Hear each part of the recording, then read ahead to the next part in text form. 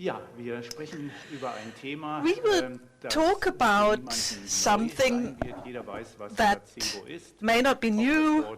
Placebo is well known. Everybody knows what a placebo is. Nocebo, the brother of placebo, most are aware of what that is. Valebo is new, I guess, and this is what we will speak about. And the subtitle has been changed a little. We've changed it to the saying we have on our website, which says therapy for us means to accompany people on their path to self-healing. This is our subtitle. We base our assumptions on 4 theses, which are the following. We like to say here very clearly there is no placebo. There's no placebo effect. Secondly, Valebo effects, we will explain this, are part of every healing journey. Third point, healing is always self-healing. And I have to emphasize always is. And the 4th thesis is the Valebo effect is key in our future medicine, the medical perfection. Let's start with our first thesis. There is no placebo effect. For this, we have to take a little journey into the history of medicine, a little detour, and we will take you into ancient Egypt. Many of you know that in ancient Egypt, medicine was highly developed. There was surgery, and within surgery, it was possible to operate on the open brain. Not all patients survived, as you may imagine, but there was also some healing, some cures. But we're interested in something quite different now. We will read an excerpt from a historical novel, Mikael Valtteri, a Finnish novelist who wrote about Sinur of the Egyptians. It's a doctor, a medical doctor in Egypt, and he writes about the doctor's life, where he started studying medicine in a building that was called by the Egyptians the House of Life. It wasn't the hospital, but the House of Life. And even at that time, they were able to specialize in diseases of the skull, and the treatment of the skull included surgery. Mikael Valtteri, in his historic novel, speaks of his master, his teacher, who was given a glass of wine before the operation so that his hand would be steady. And then he turned to the slave. Slaves were used at the time, treated for a show, this demonstration, and the slave was tied up. Despite the drink he'd been given, he was looking ahead and staring, and then he was tied even tighter. Then his head was pressed into a fixture, a skull fixture. The ancient Egyptians were aware of that. No one would have been able to move in this fixture anymore. My master cut the patient's skin on the skull, making sure that not a lot of blood would ooze out. Then the vessels on the skull were closed with fire, and bleeding was stopped by medicine. But other doctors had to do that because my master, my teacher, didn't want his hands to become tired. And Mikael Valtteri goes on in his novel. However, in the House of Life, there was a bleeding stopper, let's say bleeding stopper. This bleeding stopper, he was called, it was a man whose mere presence made the blood stop flowing within seconds. My master wanted to give us a lecture and wanted to save the blood stopper for the pharaoh, who was also facing an operation. So this happened to pharaohs when they were weak. What is a bleeding stopper, blood stopper? How can we imagine this? We can only do surgery if we can stop the bleeding, otherwise the patient will bleed to death.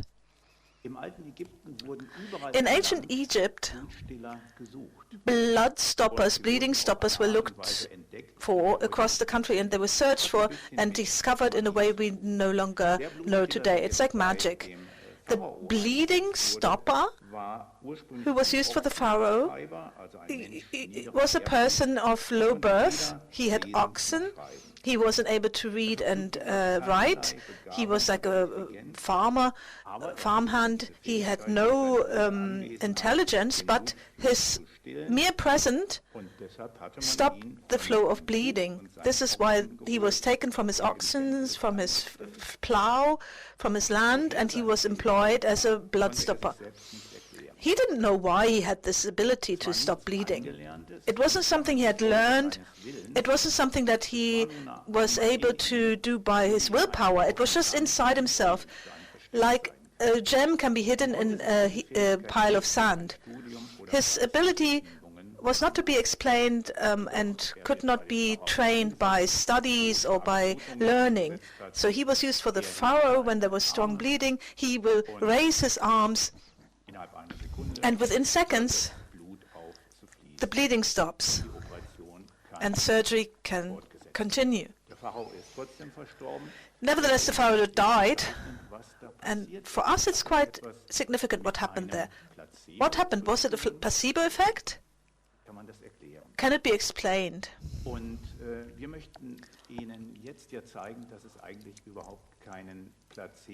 We'd like to show you, however, that there isn't a placebo effect. There cannot be a placebo effect. It's a paradox. And in order to explain this, I'm going to read from our book, The Placebo and Nocebo Effect, which was published last year.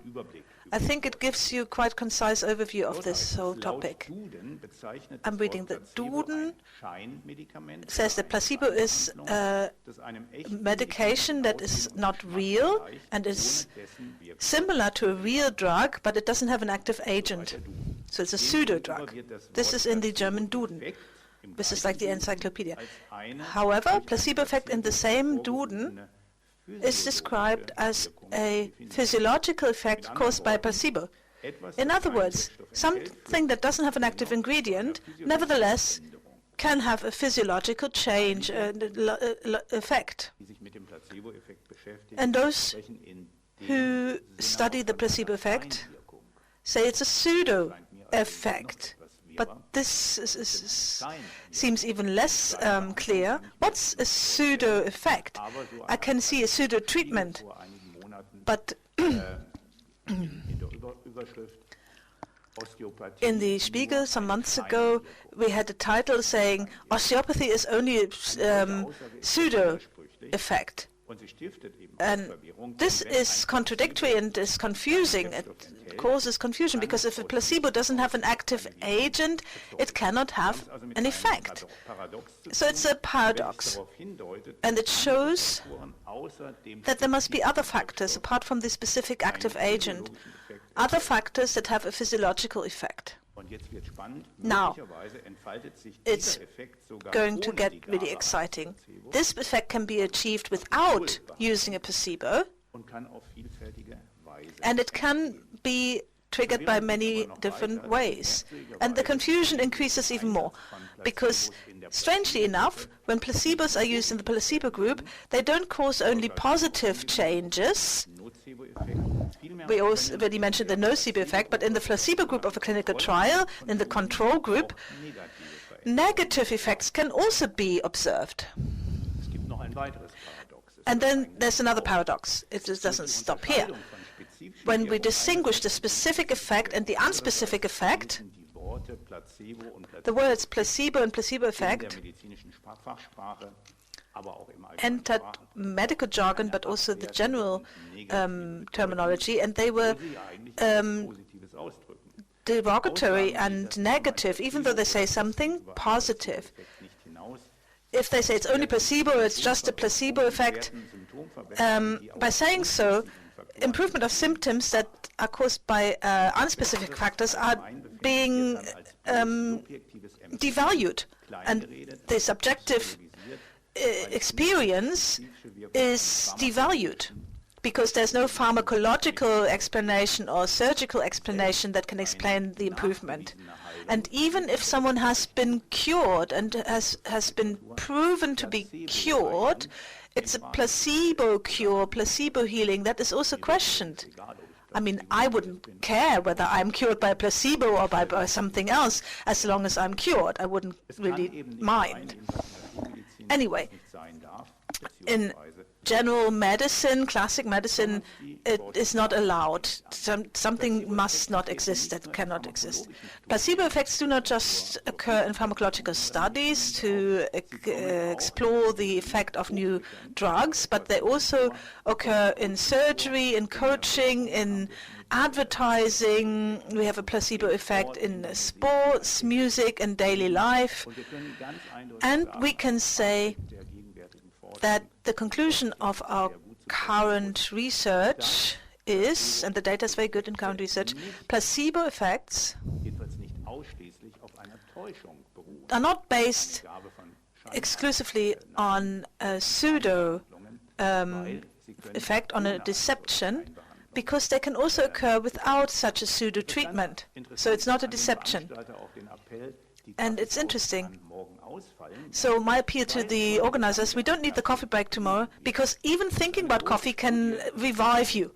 There's a large study going on, and all criteria of good medical research have been fulfilled. So even thinking of coffee, having a picture of coffee, smelling coffee, hearing the noise of the coffee machine, or just thinking about coffee can have the effect of coffee. So we feel our heart rate, our cognitive performance increase, and this can only be usually observed when we have a cup of coffee. Let's take this one step further and take away the veil of the placebo. Placebo is a reductionist term. It's a dualistic, reductive medical term, a medicine that distinguishes between body and spirit, but doesn't see the interaction between the two. The placebo effect, and this brings us to the topic of this conference, consciousness. Placebo effect is the silent witness of the interaction of body and mind, expressing consciousness. And if we look at a holistic approach, a new narrative may emerge that can help patients and that can also relieve the burden of the healthcare system. So we suggest a new term, not a placebo effect, but a valebo effect, and we will explain what that means in a moment. The placebo effects, as we said, are phenomena of consciousness that have an impact on biochemical processes in the body and also cause real physiological effects. So it's not a pseudo effect. It's not an effect that passes quickly, like some say. It may happen, but this is not the specific characteristic of a placebo effect.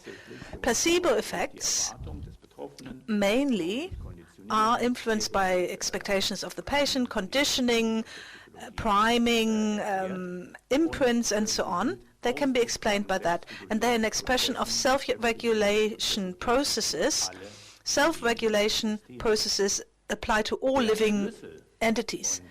And the key, this is to do with the expectation, the key is what we call meaning. Meaning, that means if the patient attaches meaning to something, this is an active process that can be seen in research on autosuggestion, self-empowerment, it's sometimes called. So this patient gives himself, herself, the self-empowerment to heal. And this is how the patient even decides whether the same trigger, the same input becomes a placebo or a nocebo, the same input. In the old causative model, this wouldn't be possible. So here you can see this in the picture, the same stimulus on the left. Here you can see information. Information is supplied. Media, the doctor, therapist, the package insert, and this is then processed. And this is also influenced by the environment and the competence of the patient, and the outcome is a placebo or nocebo response that interacts with physiology via biochemical processes. And this is also the case for surgery. This applies to surgery. In surgery, here I have a book written by an American surgeon, a very well-known surgeon, a vascular surgeon. He published this book, Surgery, the Ultimate Placebo, and he shows very nicely that patients need narratives that are convincing. The negative part of our research is that once the patient is then informed, it's disclosed that it was just a placebo, after 6 months the effect wears off, even if they stabilize. So maybe we have to ask ourselves, is it really right to do this, to unblind, to disclose that they were treated with a placebo? Let's come to the next point, the Valebo effect. Valebo effects are part of every healing. This book has not been published. It will be published at the end of this year. I'm in the process. And this is possible because patients actively attribute meaning to things. But via their consciousness, they have an influence their being, and they become actors and experts by self-empowerment, like I said before. And this is what we also call self-efficacy. This is key in every healing journey. The term comes from classic medicine, Valebo. Professor Matthias Keidel, president of the German Pain Conference in 2017, quoted that in an interview on patient involvement. It's a Latin term, valere. I will be push it, I will be valid, I will have influence, I will be healthy, I will feel well. This is what it means, Valebo. And it has to do a lot with what we call mindsets and belief systems, which are very, very important for the process of healing and are closely connected with affirmations and imaginations. In general, we can say that this self-empowerment, if a person imagines that they have self-healing powers, this is the first step. If someone believes, on the other hand, that they cannot have an influence on their own healing, that they're not a self-healer, and our school is a great place to teach children that, they cannot have self-healing effects. So it's about expectations behind the self-healing. This is how mechanisms can be formed. We know that this is now being done in medical research. This is a quote from Neurobiology for Therapeutic Daily Practice by Rainer Schwing, and he says here very clearly that the negative dynamics can be controlled by integrating the patient. And here we show a few studies, heart and self-valuation. A high self-confidence, self-value protects the heart and the immune system. And this is shown in studies that show that life expectancy of people who have heart disease can be influenced by strengthening their self-values, their self-confidence. And optimism in cardiovascular disease, again, research clearly shows, without going into the details, that we have cardiology here and we speak of psychocardiology now. Viktor Frankl said a lot about this. The meaning of life is very important, having a meaning. Because if we give a meaning to our life, we also have a better life expectancy. And this brings me to the patient competence. Paracelsus already knew this. The power of the doctor lies in the patient. And this is also confirmed by these studies.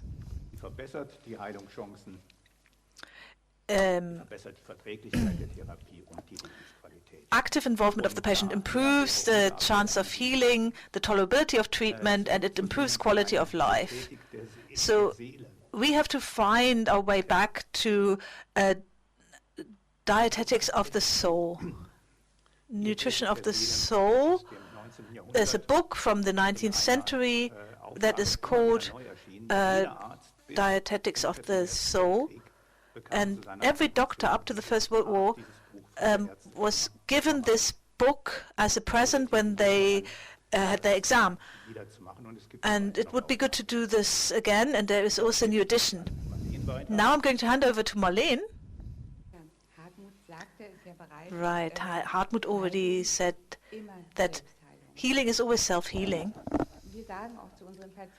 And we tell our patients, we didn't heal you, we did teamwork. We can give an impetus, we can offer something with our competence, but whether or not the patient will be cured, this is just up to the patient. It's up to them. And we have to be at eye level, that's really important. Marcus spoke of the Holy Grail experience he had. Thanks for that term.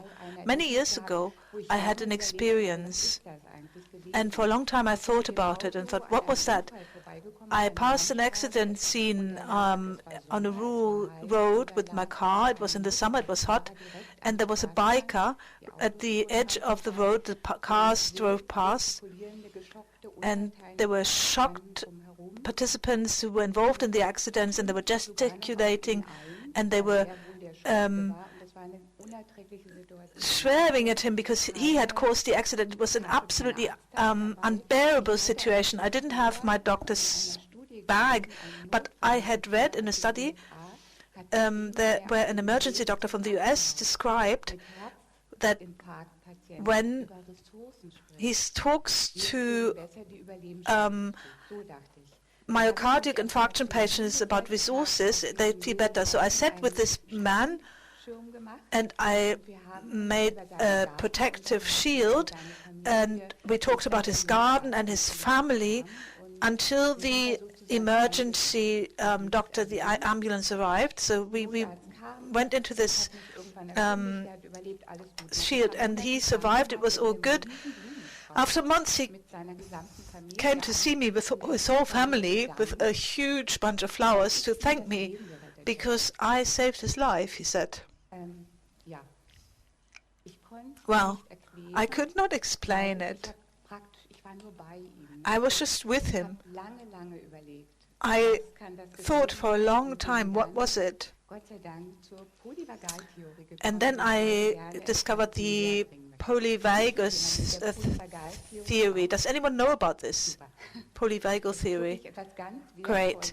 It's something really, really precious, where I can speak to patients at the same level so we can get an understanding. Psychoneural immunology can explain what happens, and epigenetics can explain how self-healing is possible. The psyche, the immune system, and all that, the neurovegetative nervous system are all closely interlinked, and we can explain what happens in the gut, and all of that can be explained very, very well. But the polyvagal theory has a key role because it explains what the vagus nerve is. And the good thing is that this vagus nerve can always be directly targeted. It can be addressed. And the therapist, independent of what we do, can have an effect on patient regulation via the vagus. We have a similar picture to Volker. We have the therapist, we have the patient, and we have the agent, the active agent. And we have this term in polyvagal theory. If resonance, if correlation between patient and therapist is good, we hardly need any other active agent, but we need to meet people where they are. Sometimes it's really important to have something in your hand to give them. Polyvagal theory, there's a psychiatrist who talked about heart rate variability and measuring heart rates and looking at how the vagus nerve is doing. So he postulated that if we have a good pulse, if the heart rate is low, then we are well. And then there is the vagus paradox that he described. A colleague called and said, this is not true. Neonatal physician, he said, this is not true because there's a contradiction here. And this is how they arrived at the polyvagal theory. And they developed order principles, a hierarchy for once. We have three active parts. We have the ancient vagus that makes us freeze when there is a threat to our life. For example, someone is chasing us, we can run, and then we get into a dead end, and then we get into tension. We know this when animals flee and then they drop dead.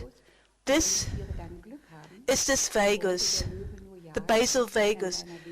And if we are lucky, the lion will just go away because they just wanted to chase and then not kill. So then we have co-regulation. Without that, we cannot live. We are social beings. We have to vibrate with each other. And this is really important for therapists, to vibrate with the patient. I also will talk about neuroception. It's very exciting. It's so intelligent. Neuroception. We can think a situation is super. Neuroception is based on old experience, implicit memory. What is the real situation? And this is what our reaction will be like. So a practical example might be, you are in a really bad mood as a therapist. You've had some bad experience, and you go to the patient and smile, and also talk to the patient. But if you signal in your body language and your facial expressions that you are in a really bad state, they will find out, they will see them, they don't feel safe. Neuroception in the patient will say, be careful, there's danger. And then there cannot be a therapeutic interaction. It's very important. It's also very important that we don't just squeak like some moderators, or we have a tone of voice that is not ours. Then our counterpart will feel that, and they will feel insecure. Neuroception will say, careful, there's something wrong if we don't find our right tone of voice. And then therapy cannot happen. So you can find your own tone of voice by doing This is your real voice. You can do that in between and then you have this right tone. So then we have the sympathetic nervous system and the ventral vagus. These are the three hierarchies that Ian Purchase has developed, Stephen Purchase. And if we feel safe with the person facing us, we are in the social engagement system, SES, and this works via the ventral nerve, our health nerve. So, once we're in the social engagement system, we can live together in society, we can vibrate together, we can interpret body language and facial expressions, we can grow together, and health can happen in this environment. We have a very important instrument for this, and this is our breathing. Good breathing, belly breathing, abdominal breathing is really important. Short in-breaths is good for heart rate variability. Heart rate will go up, and then long exhalation. That's the vagus part. I often see in my patients when I do the RV measurement that they just pant. they don't really breathe. There is no rebreathing, and this gets them into the sympathetic mode of fight or flight. Now, Deb Dana has developed a great scale. I've got it on my desk. I like to show it to everybody, and I'm showing it here. We climb up on the ladder. We have the ventral vagus at the top, ventrovagal. This is safety, security, social engagement system. And then we have the sympathetic gradation, which is important. But we get into fight or flight very fast. Many people are so frequently in fight or flight they don't even know. It costs so much energy, and yeah.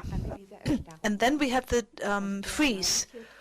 The freeze, some traumatized people cannot get out of it. So we get into the movement experience, and via movement they have to be moved back into ventral vagus.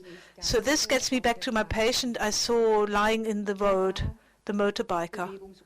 He wasn't able to move. He was in freeze. There was no fight or flight. And both of us, well, people were shouting at him, and he felt really alone. And I sat next to him, and we talked of beautiful things. So he climbed up the ladder into the ventral vagal area. And this is where healing can take place. And this, for me, explains what happened at the time. I think it's great that this person was able to accept it. I just have one example before I close. This is the measurement here, heart rate variability, HRV measuring, and we have a spectrogram that we developed for measuring the heart rate. And here at the bottom we see slow hormonal frequencies, circulation muscles. This is sympathetic, and what is sizzling at the top is the vagus nerve. And at night, in good sleep, cell generation can happen. So this is what I have assigned. So this is an optimum picture.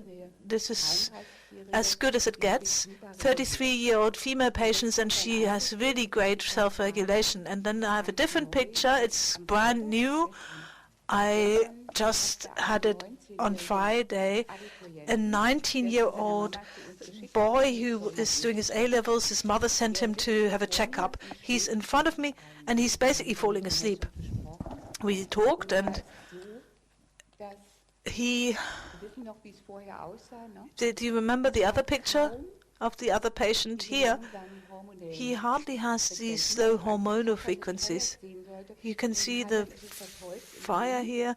It's like wood in the stove. and the flame is the sympathetic, and this is the vagus.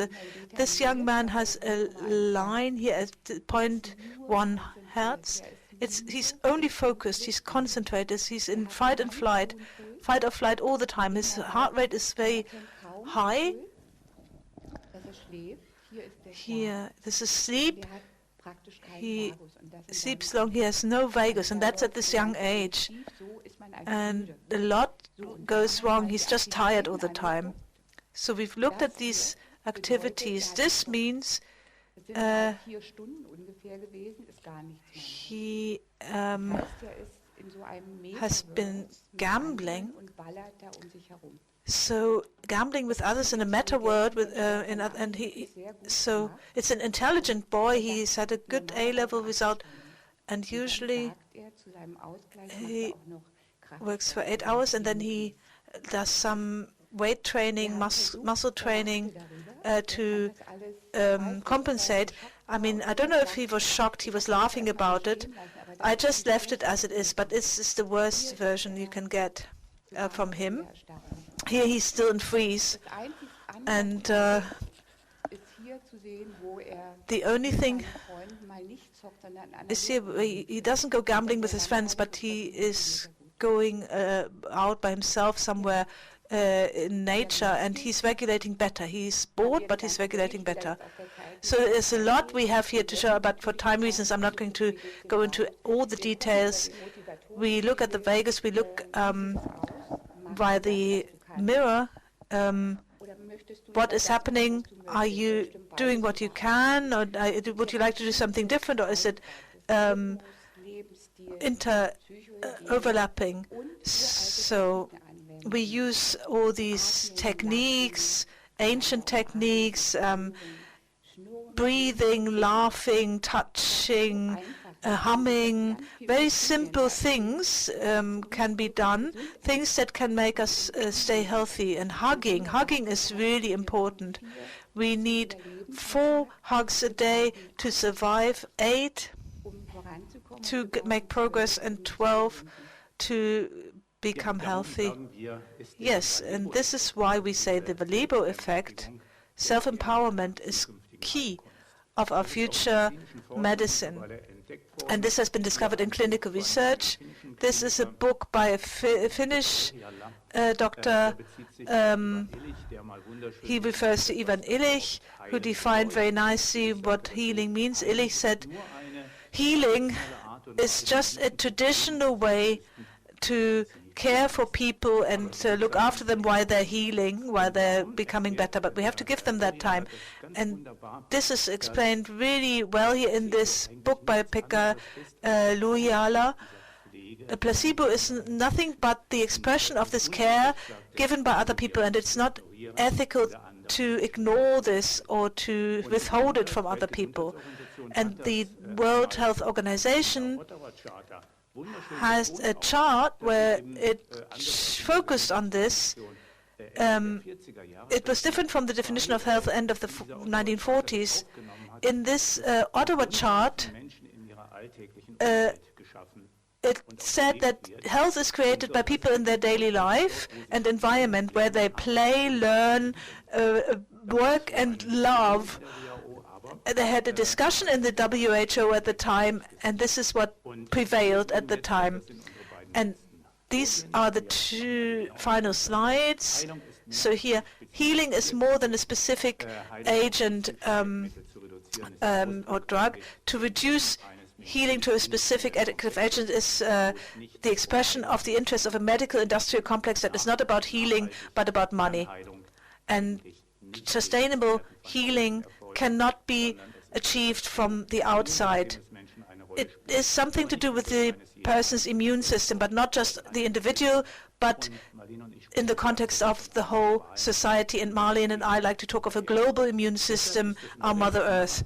And therefore the new narrative of the future, we hope, is that every person is an expert in their own health and lifestyle. Physicians are experts for disease, and they give patients help for self-healing by medical interventions, and therapists are experts that accompany people in the process of self-healing and give impetus on the way to self-healing and efficacy. Thank you.